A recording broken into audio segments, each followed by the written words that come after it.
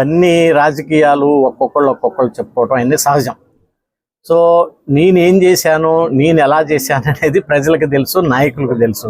దాని గురించి డిస్ప్యూట్ అవసరం లేదు. అందరూ పోర్టు అనేది దశాబ్దాల కళ. పోర్టు విషయంలో నేను ఎంత కృషి చేశానో నాకు తెలుసు. 2 సార్లు దాని ఫైనాన్షియల్ క్లోజర్ వేరే చోట దాన్ని రిజెక్ట్ అయితే, సో గౌరవ ముఖ్యమంత్రి ఆ రోజు నేను ఆ పార్టీలో ఉన్నాను కాబట్టి జగన్ గారే నన్ను పిలిచి ఇది చేయాలంటే నేను చేశాం. అవన్నీ మనం ఏదో దాని గురించి గొప్పలు చెప్పుకోవటం కాదు, కానీ అది నా బాధ్యత. నాకు చేతనంత వరకు నేను చేశాను. గుడివాడ రైల్వే ఫ్లైఓవర్ అయితేనేవ్వండి, ఎదురుమండి బ్రిడ్జ్ అయితేనేవ్వండి, ఇక్కడ కమ్యూనిటీ హాల్స్ అయితేనేవ్వండి, ఇవన్నీ నాకు చేతనంత వరకు నేను చేశాం. ఎక్కడ అతిగా ఎవరిని నేను విమర్శించినటువంటి దాఖలు ఎక్కడ ఉండదు. అలా అని అతిగా విపరీతంగా పొగట్టం అనేది ఒక వ్యక్తిని అనేది నా దగ్గర ఉండదు.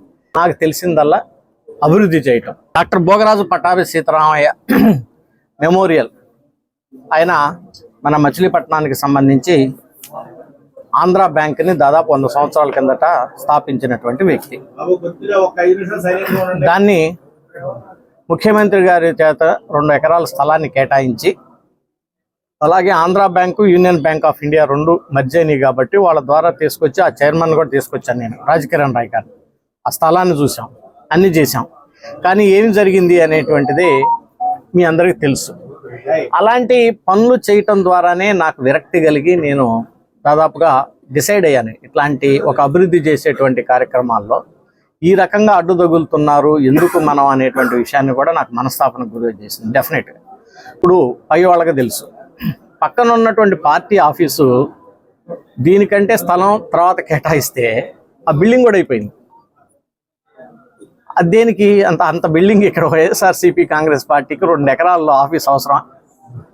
భారతీయ జనతా పార్టీ బీజేపీకి దాదాపు ఒక 10 రాష్ట్రాల్లో ముఖ్యమంత్రులు ఉన్నారు, 15 రాష్ట్రాల్లో ముఖ్యమంత్రులు ఉన్నారు, ప్రధానమంత్రి ఉన్నారు, క్యాబినెట్. వాళ్ళది ఢిల్లీలో ఉన్నటువంటి ఆఫీసు 1 ఎకరంలో ఉంటుంది.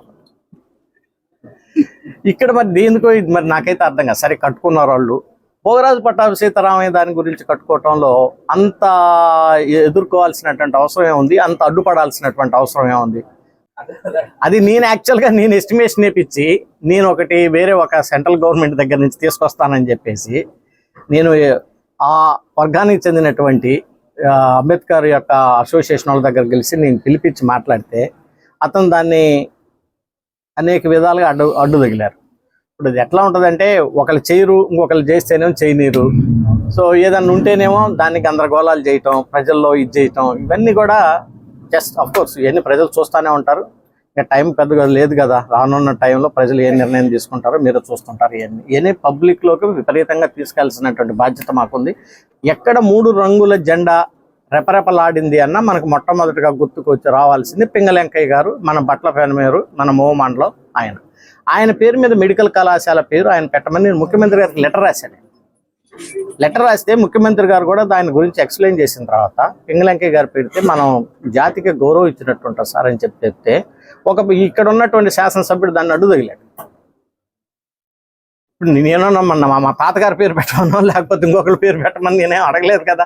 అలాంటి వ్యక్తులు మనం గౌరవించుకోలేకపోతే ఎట్లా? సమాజానికి మనం ఏం చేస్తున్నాం? అలాంటి వ్యక్తిని మనం గుర్తించుకోలేకపోతే ఎట్లా? దాంట్లో కూడా రాజకీయాలు చేస్తే ఎట్లా?